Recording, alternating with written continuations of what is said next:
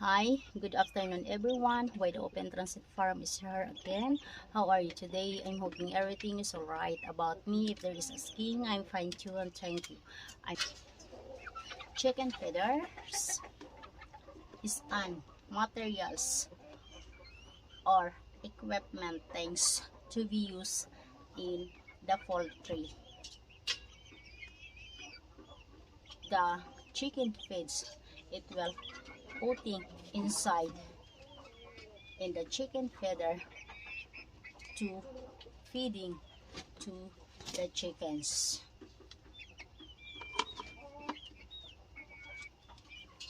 And I am using this kind of the chicken feeder that has cover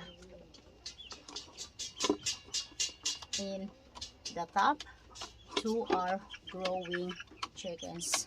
In order our growing chickens is safety if in case they are flying close to the chicken feeder the time that they are eating their chicken feeds as foods, they cannot get inside in the chicken feeder.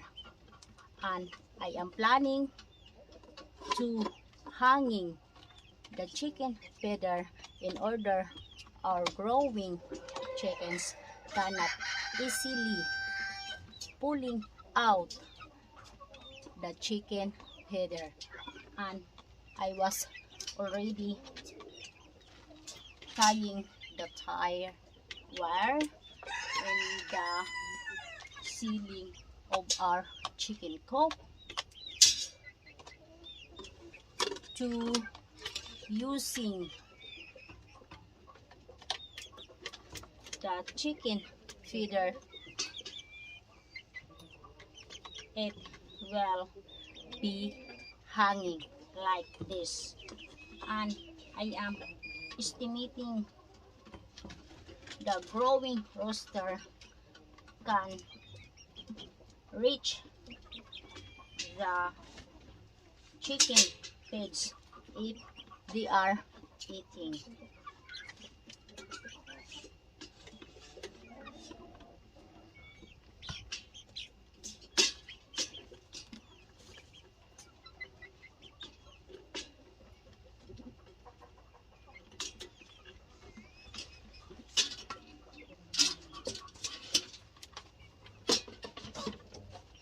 And I am putting the chicken feeds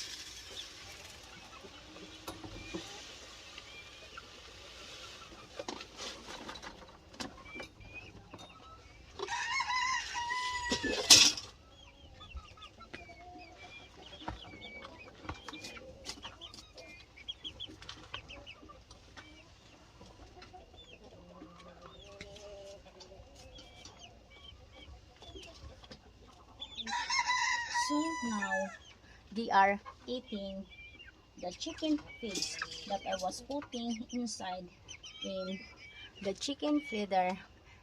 It's not wasting and they cannot scratching by using their feet because chickens the time they eating their chicken feeds as their food, they like scratching.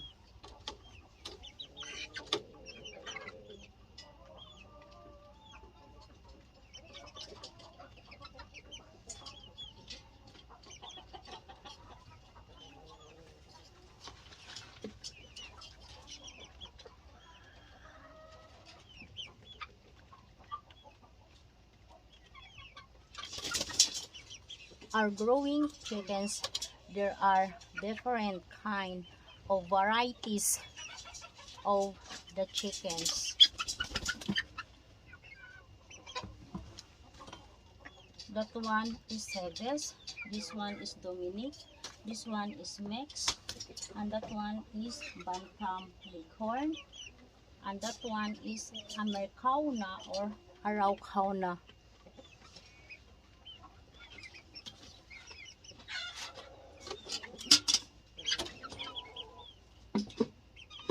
this one is pure leghorn